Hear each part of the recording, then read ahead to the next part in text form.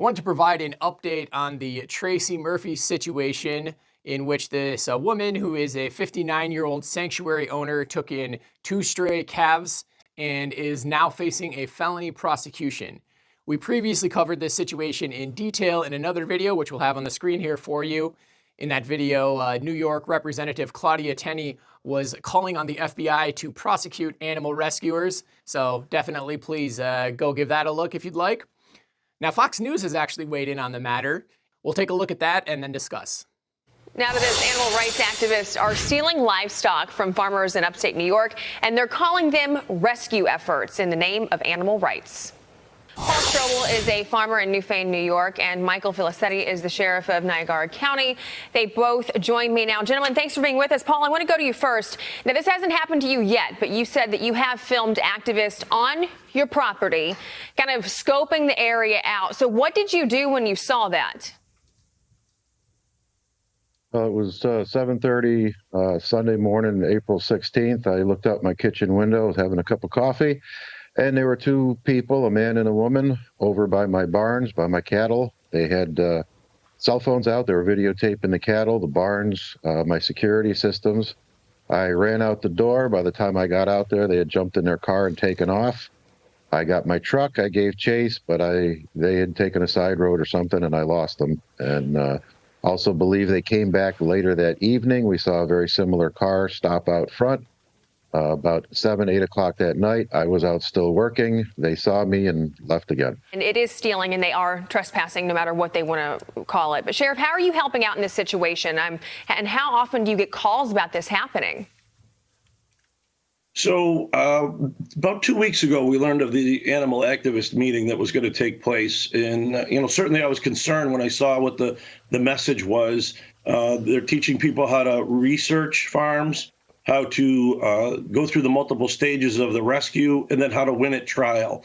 This is nothing more than teaching people how to go to farms and steal their property. So that was on Saturday, April 15th.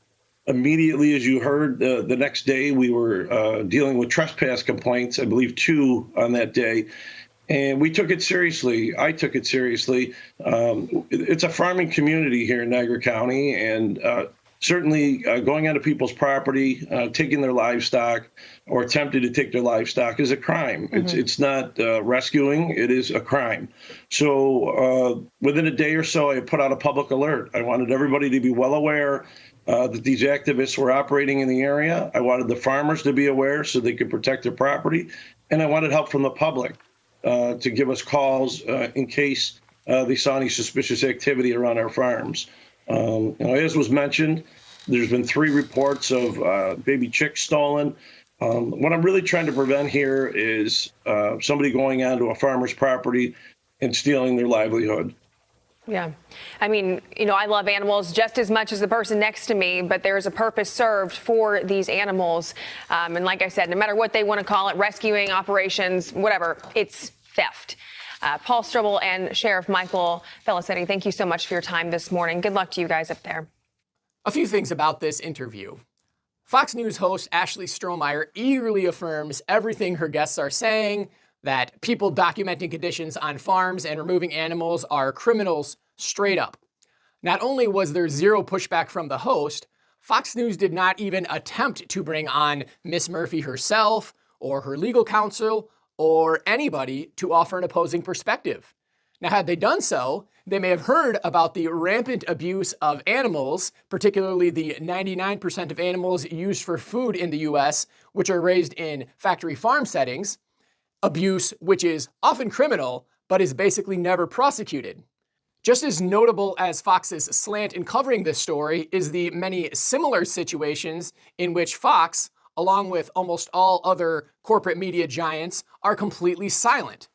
While this situation involves smaller scale farms, which are more amenable to anti-activist narratives, the vast majority of animal ag, investigative, and rescue work occurs at massive corporate factory farms.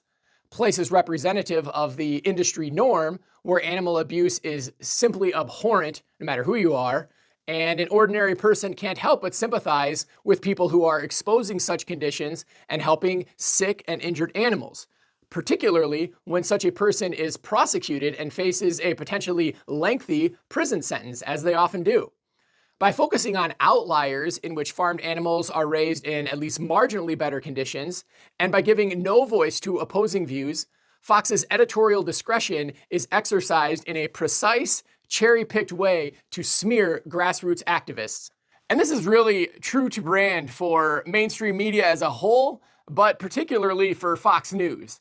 Fox rarely covers animal rights issues in any kind of way, and when it does, as in this case, it positions itself as a beacon of populism, while in fact undermining grassroots efforts for positive change and reinforcing the corporate status quo. It's the same posture Fox presents with basically every issue, obsessing over trans athletes, how many people are actually adversely affected by that, pearl clutching over drag shows and how it supposedly impacts children in some negative way, while in fact rejecting even the most modest, common sense gun control measures, something which could actually help protect children. Systemic challenges to corporate power or the mega wealthy are practically non-existent, and all that energy posturing as fighters for the everyman is ultimately channeled into support for status quo politicians like Congresswoman Tenney, people who will ultimately do nothing of substance to fight for the rest of us. Disappointing, but not surprising.